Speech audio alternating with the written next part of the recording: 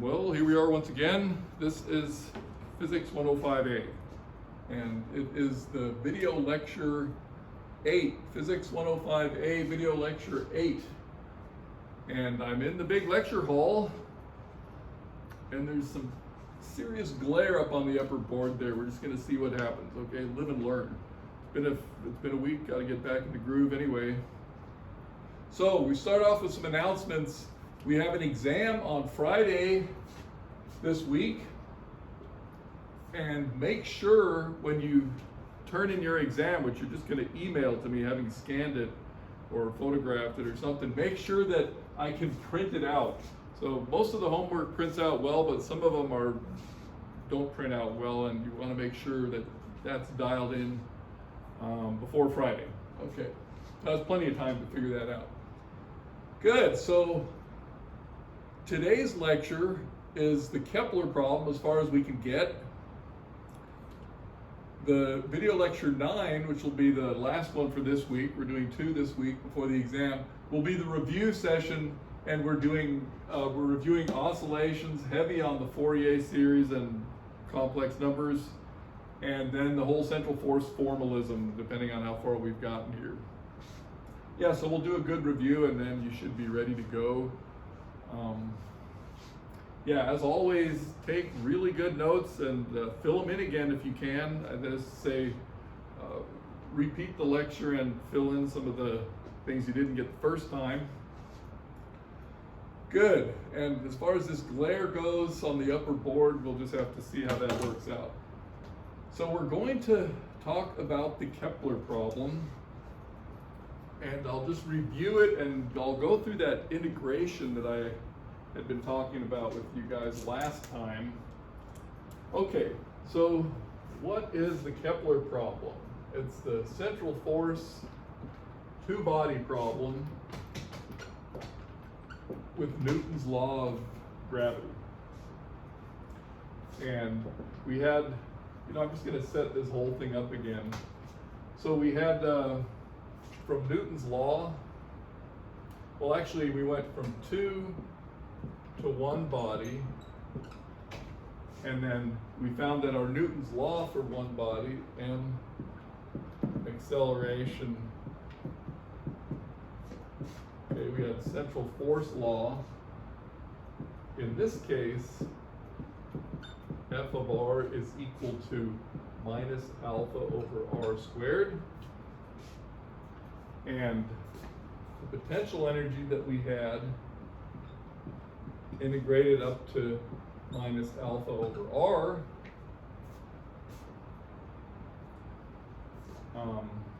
and this n here was the reduced mass, so we have all that. I'll just draw a little picture with two masses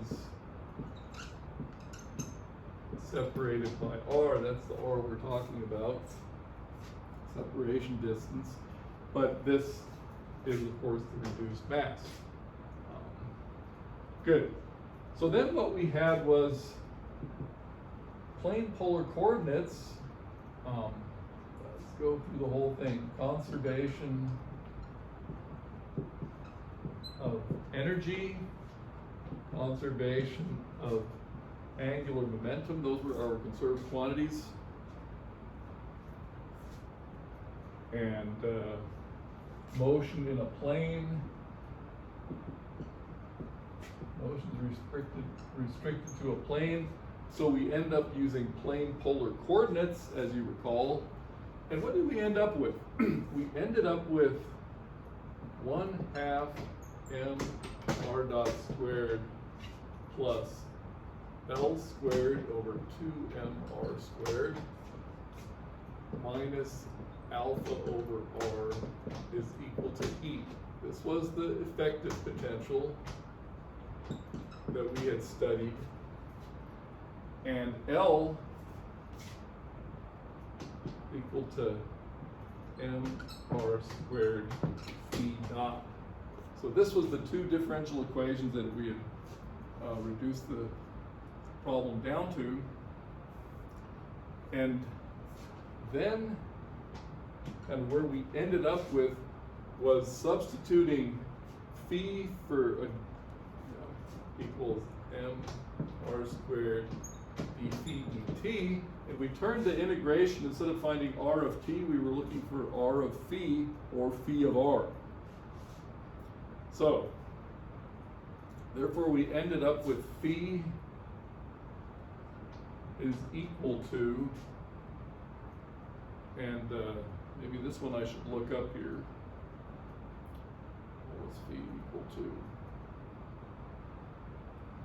Integral, let's get this down here for the record.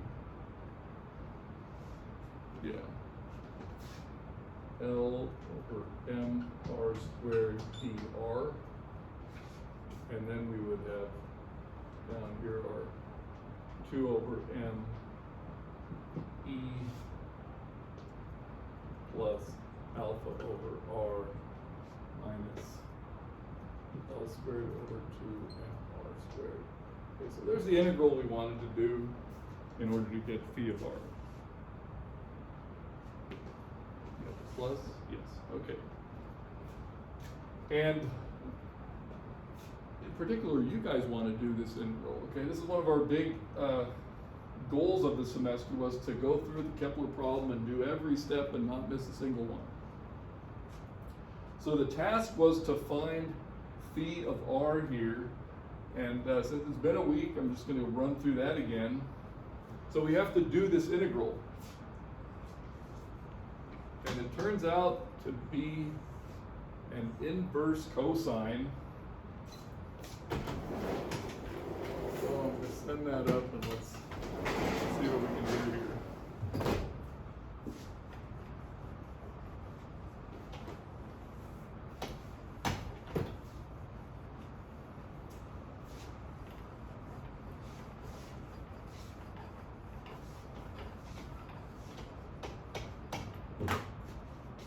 Okay, probably a good idea to make sure that's the right formula. I'm pretty sure it is. Okay, so let's go ahead and work this a bit more. The first thing we can do, and I'm probably just repeating what I had last time, I can leave the dr over r squared and then divide top and bottom by L over m, or multiply top and bottom by m over L. So I'm going to have root 2 over m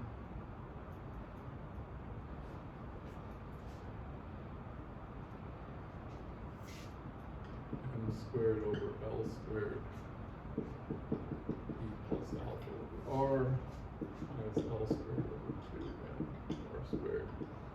Now what this is going to do is just isolate a 1 over r squared over here. We'll have dr over r squared again. So here we have a 2m over L squared, so we have 2me over L squared plus 2m alpha over L squared r minus 1 over r squared. And then when we do the u equals 1 over r substitution, so we had, this is in the last lecture as well, u is equal to 1 over r, du is equal to minus 1 over r squared dr. And by the way, we had a plus minus here, we're not going to worry about that so much. But yeah, making that substitution, now we have minus plus if you want. The d over r squared, dr over r squared is just the du. And I have this 2me over L squared plus 2m alpha over L squared u minus u squared. So here's where we can see that we're headed for an inverse cosine. Okay, but we're going to do the following. We're going to do a completing the square exercise here. We've got the 2me over L squared. Now what we're going to see is we're going to leave room for something here, and then we're going to have a minus u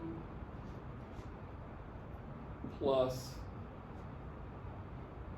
m alpha over L squared, okay? Because this gives me my minus u squared. I have 2m alpha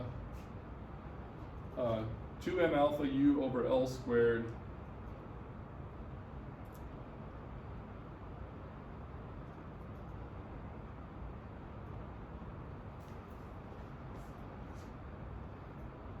yeah, this has to have a minus sign, of course.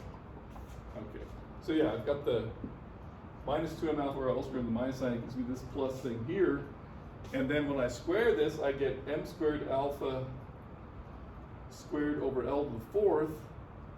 And I'm going to have to, and that'll have a minus sign in front of it, so that's what I add here.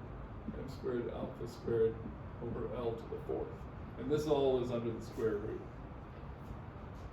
Okay, next, go down here. We're going to pull out this 2me over L squared. We're going to pull this thing out. So we're going to have 1 over root 2me over L squared plus m squared alpha.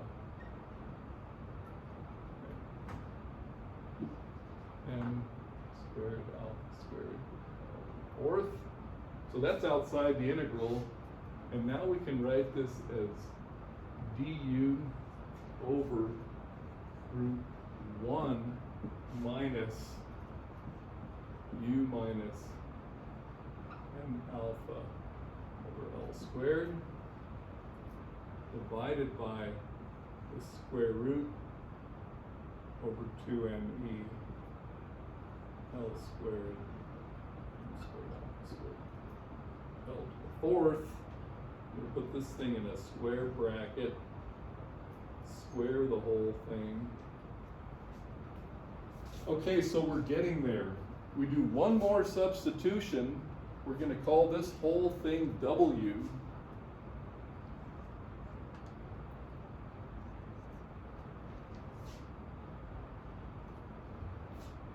And then we end up with dW root 1 minus W squared.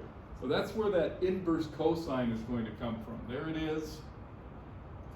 Yeah, this is pretty adventurous to say the least, but it's fair and square, and so we get that inverse cosine. Now, I want you guys to do this, okay, and turn it as your homework, so you definitely copy it down, but write it out as a homework problem so you really get every step. We're not going to miss a single step on this Kepler problem here. Okay. Good, so you get that, you get your inverse cosine, and now I can write down these results here. Yeah, you get your inverse cosine, and then of course you go backwards with your substitutions. Okay, your u will be 1 over r, and this big complicated expression here is going to contain all the parameters of the Kepler problem, of the two-body Kepler problem. So this expression here is what you're going to work with, because that was your w, and your 1 over r is in there as well. So here's what we get.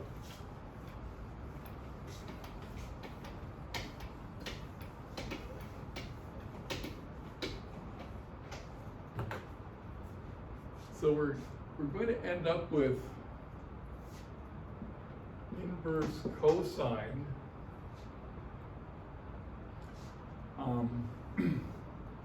is what that integral is equal to. You make your substitutions.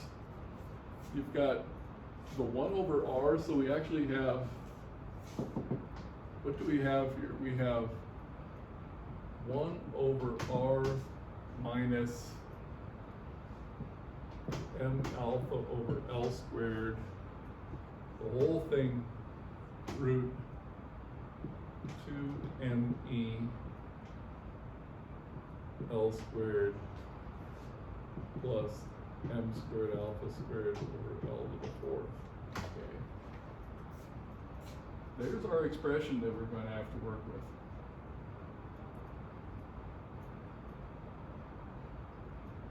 And what we're going to end up doing is solve for R.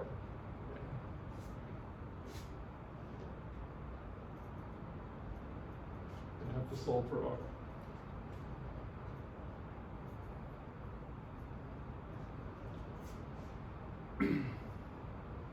Okay, so I'll write it here since I already wrote this down. I actually wanted to write the cosine phi right there.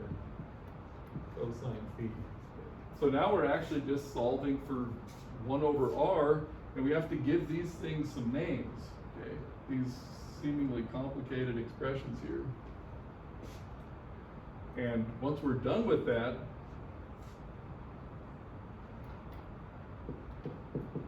okay, and it's just some basic algebra, so there's nothing to worry about at this point. We're looking for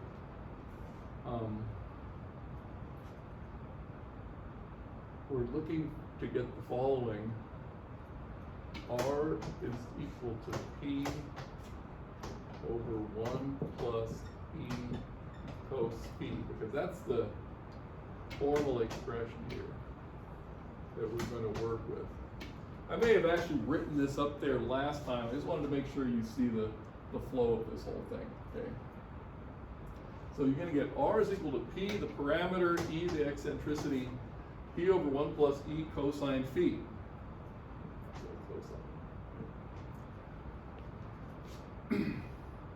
And I'm just going to go ahead and write down what these things are.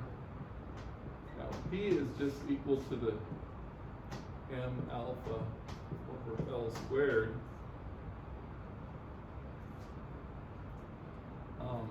E is this expression a little bit simplified. And we'll see why this makes sense here. 1 plus, and just write this down, 2L squared E over ML squared. 2L squared over M alpha squared. Okay. So there is our grand result.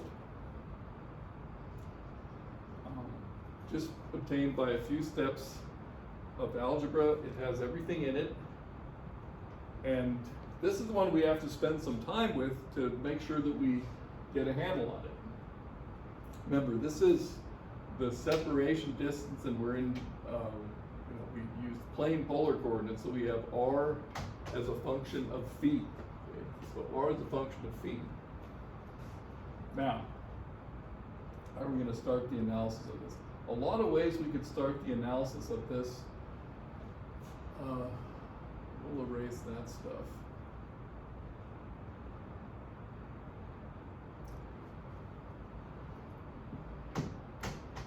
I may even have mentioned this last time, but repetition is fine. So when E is equal to 0, then R is a constant, and that's going to be our circular orbit that we've spent plenty of time studying. Okay?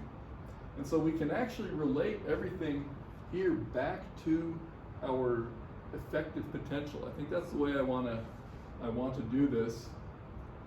Relate it to the effective potential first, and then we're actually going to draw the ellipse on the board and analyze the elliptical orbit. Okay. You know, if you looked at this and you knew this kind of thing, you'd say, oh yeah, that's the polar form of the conic sections. But that's just a word for us now. We actually have to develop the whole content of this thing. So yeah, I'll put this here as a note for starters. Note E equals 0 corresponds to the circular orbit.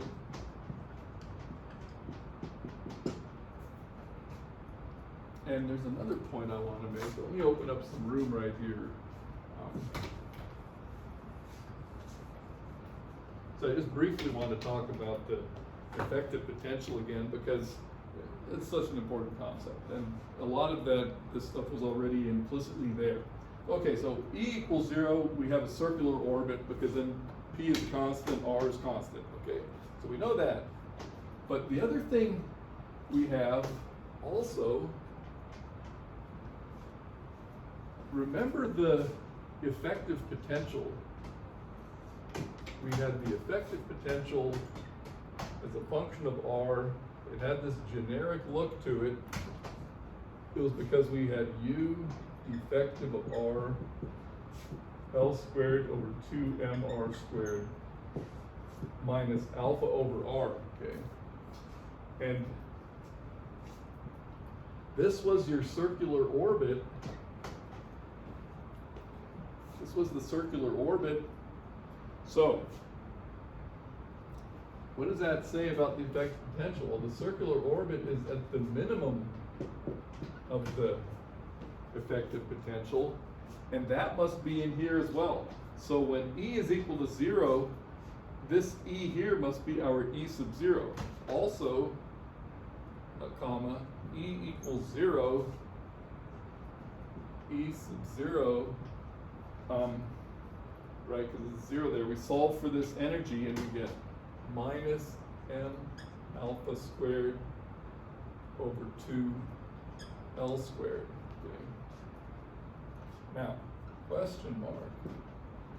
Is that what we had that time? Did we do this? Let's put this on the homework as well, just to make sure you work through this again.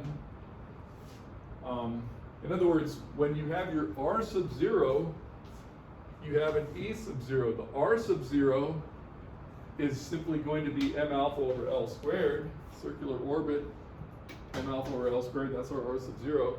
And then our E sub 0 should be minus a half m alpha squared over L squared. So yeah, you want to check both of these. I'll put homework here as well. Namely, check these values. This P and this E here. And that'll tie things together really nicely. Okay? Yeah, and you know, you've done the integral.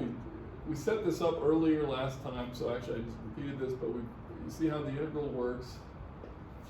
You do 2 steps of algebra, you get this expression, and now our task is to analyze this thing and make sense of it. This here was just a consistency check with the whole set of concepts that we're working. Okay? So now let's analyze this expression here. And you know, it's probably good just to leave these on the board, let's put them up there in the glare, and work down. You know, I realize the glare isn't that bad because I'm always working on a non-glare board. And just shove it in the glare, not so bad. Okay. So, we're now going to look at this expression up there and see what it means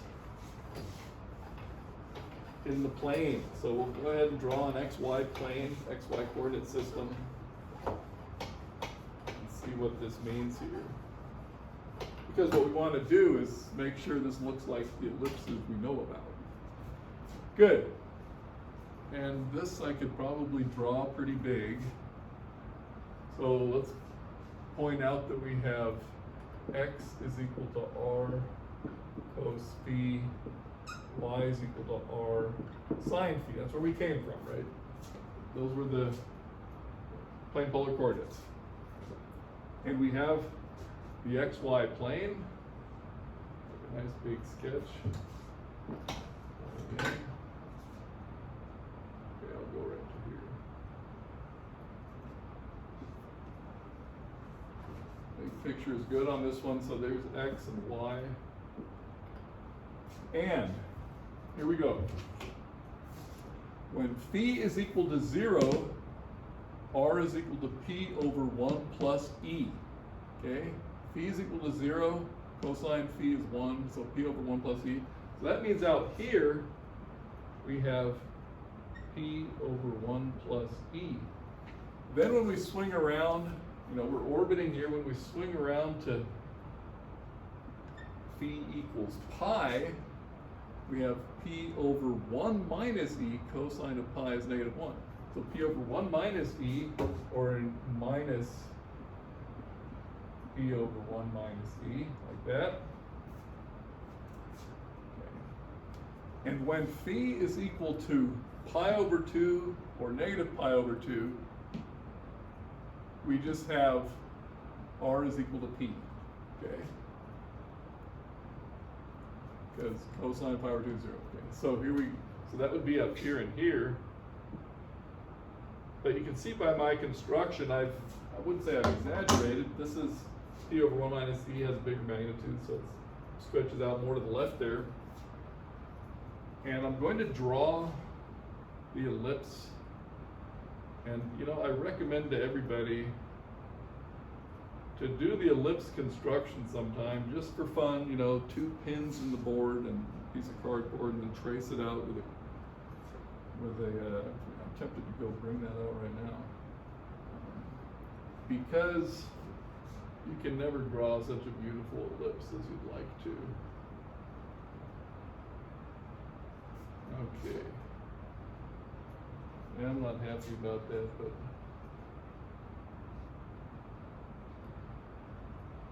fine. This little star is the geometric center of the ellipse. Okay. See, this P, this point here and this one down here, P and minus P, were not the local maximum in the Y direction. Should I try one more? Yeah, this is kind of hopeless, but here we go, once more.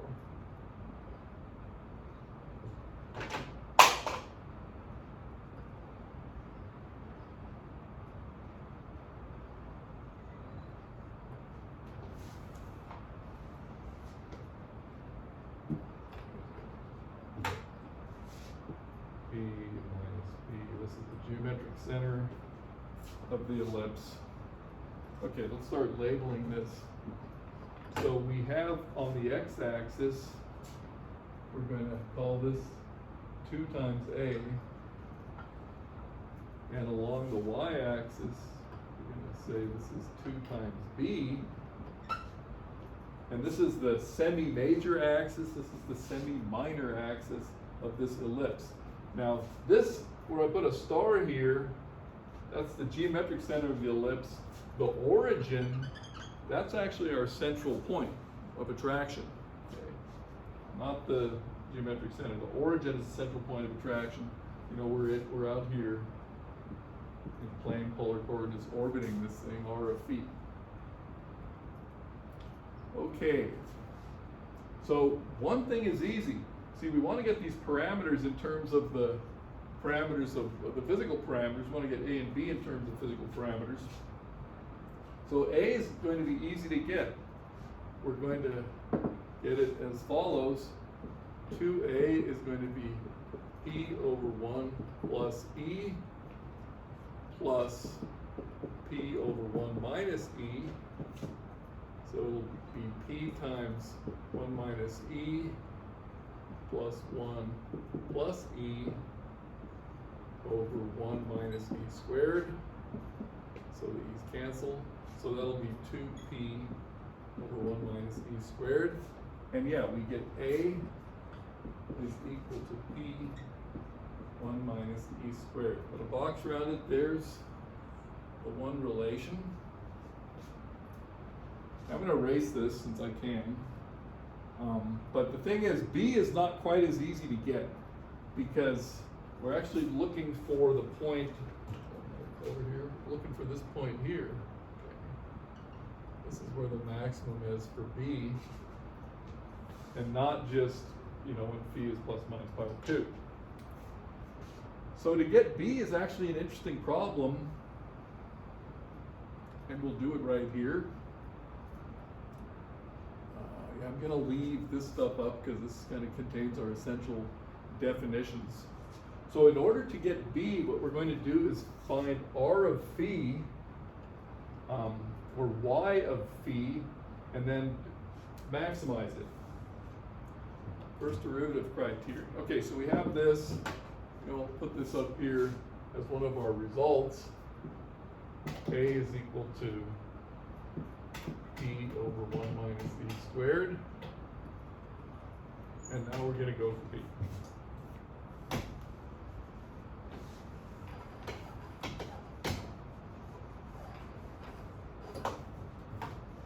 So here we go. We have Y is equal to R sine of phi, right?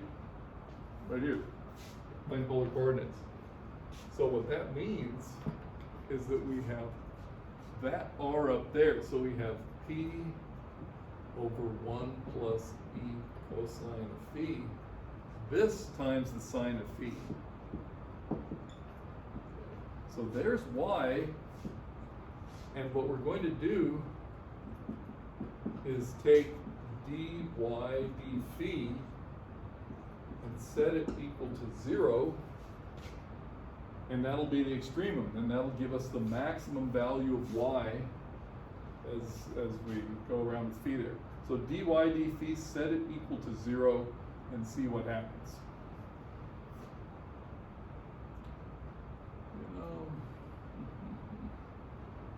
We can actually put all of this good stuff over here and use this board as our results. So we have r is equal to p over 1 plus e cosine phi. We've got the parameter m alpha squared, and we have the eccentricity root 1 plus 2e 2l squared e, dl squared, that'll work, m alpha squared. Oh, by the way, here I was talking about the effective potential. The minus sign, of course, was very important there as well. That energy happens to be negative. Okay, what else? Let's go ahead and put in this result here that we just found. A is equal to p 1 minus e squared, and then we'll leave that one for next. Okay, good.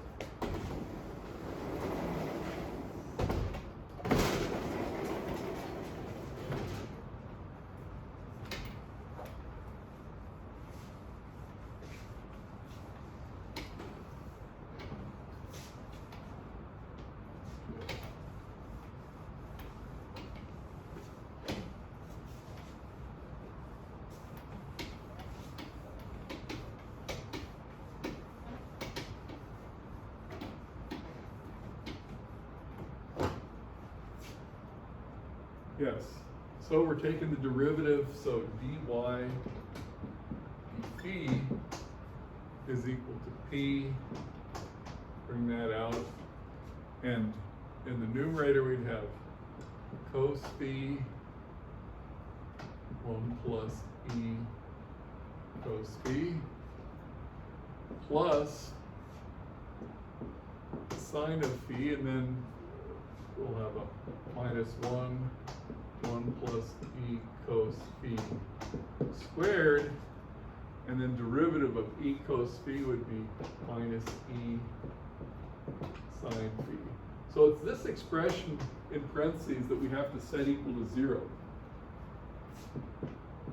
So what we'll do is get a common denominator, 1 plus e cos phi squared, and then we'll have 1 plus e cos phi times cos phi, so we'll have cos phi plus e cosine squared phi, and then we'll have plus e sine squared phi, okay, plus e sine squared phi,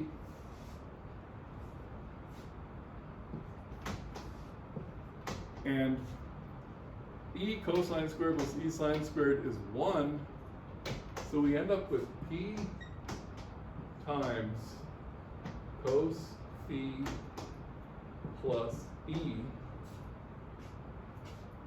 over this denominator, and we want to set this equal to 0. Well, that means cosine of phi plus e is equal to 0. So the cosine of phi must be equal to minus e. And you can see we're also in the second quadrant, so that makes complete sense. Cosine of phi is equal to minus e. And now we're going to plug back in. So what do we now have now? We have y is equal to p sine of phi, but that's root 1 minus cosine squared of phi over 1 minus e squared. And so that is p times the root of 1 minus, and our cosine squared phi is e squared. So 1 minus e squared, 1 minus e squared. So that simplifies it very nicely. So y, which is equal to b, by the way, that's what that was. Y max, I'll say y sub max is equal to b is equal to p over the square root of 1 minus e squared. Okay, so that's an interesting calculation right there. P over the square root of 1 minus e squared, and I'll put that up here as one of our golden results as well.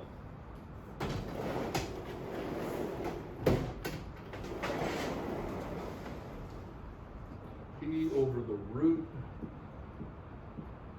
of 1 minus e squared. Maybe I'll put these in boxes. How about that? There we go.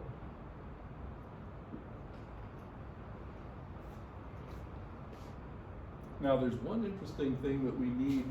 We need this distance from the center of attraction to the geometrical center of the ellipse. I'm just going to name that D, because I got to name it something. Okay. And so what is that D equal to?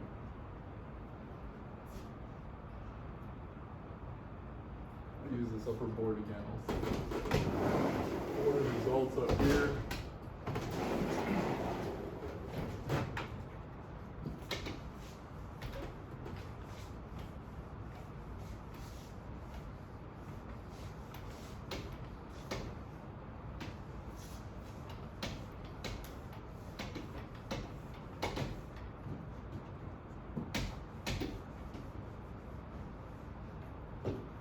Yes, so what do we have here? We have, we want that little distance d, and we can say d plus p over 1 plus e. Okay. That is this a here.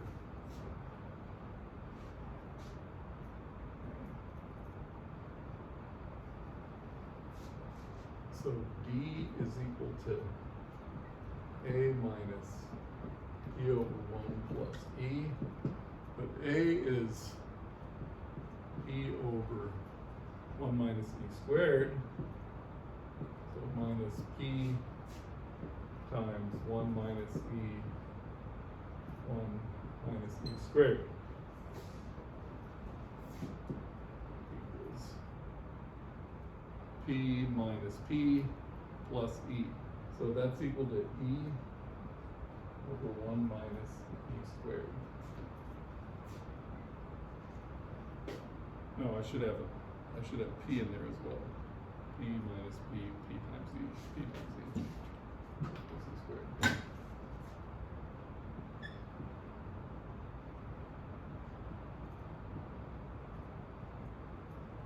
On dimensional grounds alone, right? Okay.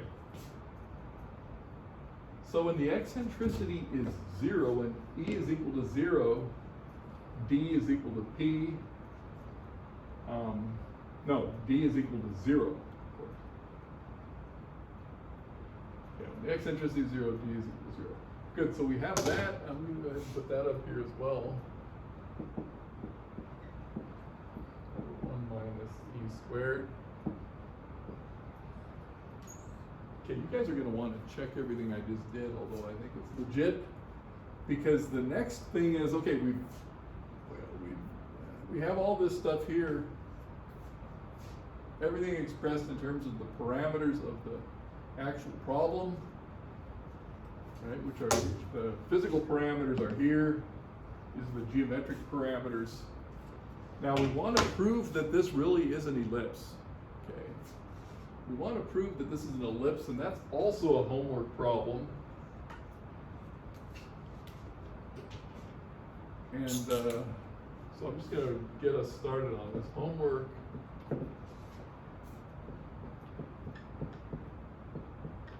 Prove that this r equals p over 1 plus e cos b is an ellipse. And when is it an ellipse? It's an ellipse when when E is positive. Okay. I'm sorry, it's an ellipse when E is greater than 1. Once more with feeling, when E is less than 1. Okay, when E is greater than 1, you're going to get a divergence here. That'll be that. So ellipse when E is less than 1. See, when E is greater than or equal to 1, which is also a possibility, you no longer have an ellipse. You have either a parabola or a hyperbola. And what you'll see in this expression here is that the denominator vanishes and R goes to infinity. So, but I want us to prove this elliptical property first. And here's where we have to think a bit. I'll draw another version of our thing here. You know, you could think I just have to show x squared over a squared plus y squared over b squared equals 1, right? Not quite. Because we're not working from this geometrical center. So what we have to do is prove that x plus d squared over a squared plus y squared over b squared is equal to 1. That will be our ellipse. Because this is, right, because this right, is going to be the a. It's a from here to here. And this is that t.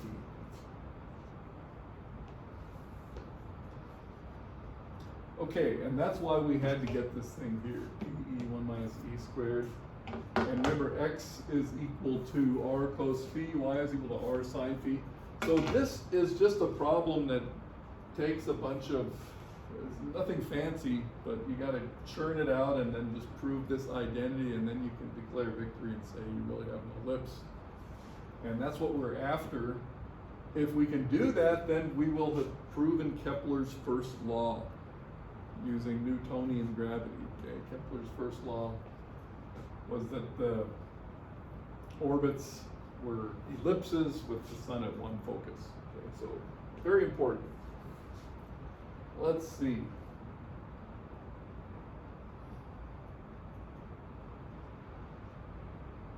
Yeah. So this, and believe me, I've made that mistake before. So you're working away and then, hey, it didn't work. So yeah, you have to do this version here. Just for yourselves, go over all these derivations and make sure they're right. And then when we get this thing, and when we can do that, then we'll have the ellipticity. Okay, we'll show Kepler's first law. Let's see, running short on time, but what I'll do is say where we're headed with this. So I'm going to go ahead and erase this.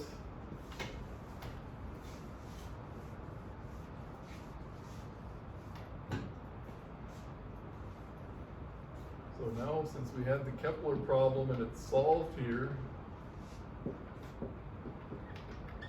Kepler's laws, and I'm just going to write 1 ellipse, homework, check. I'm not even sure when this homework is due. Just do what you can. These may have to wait till after the exam, depending on how you guys are doing there. Good. The second one was the law of areas. We're going to get the law of areas as well, and the third one is the law of periods. T squared proportional to a cubed. These won't be difficult at all. We'll get this and this. We have to know that the area of an ellipse is pi AB. So I may have you guys even prove that, although that's a pretty trivial thing as well. Okay, so Kepler's laws, we found this ellipse. What we'll do, once we've done this, and probably after the review, next time is all review, so I'm not going to talk about this. We'll set the whole thing up again, and then go through Kepler's laws. At that point, you'll have studied this, worked through it, and then if I write it all out on the board fresh, it'll make a lot of sense. So that's where we're headed. This here, I want to get the law of areas and the law of periods. And having done that, let me just add this to the homework though, because that'll be just preparation. Show area of the ellipse is, I'll just write A equals pi AB. Reduces the pi r squared, of course, when you have a circle. Go ahead and do that as well. You literally just set this type of expression up, y of x, do a substitution, boom, you're done. But put that in your notes as well, just so that we're really complete. Okay, this was enough for today. The next lecture, like I said, will just be review of those points that I had listed at the beginning of the lecture. What we're going to be reviewing is all the way back to the oscillations, the whole Fourier series business, the complex integrations, and then the central force formalism, some interesting aspects. So everything we talked about today will be very good for the exam anyway, since we're just analyzing central force stuff. Good. Okay, so keep taking great notes, and see you next time.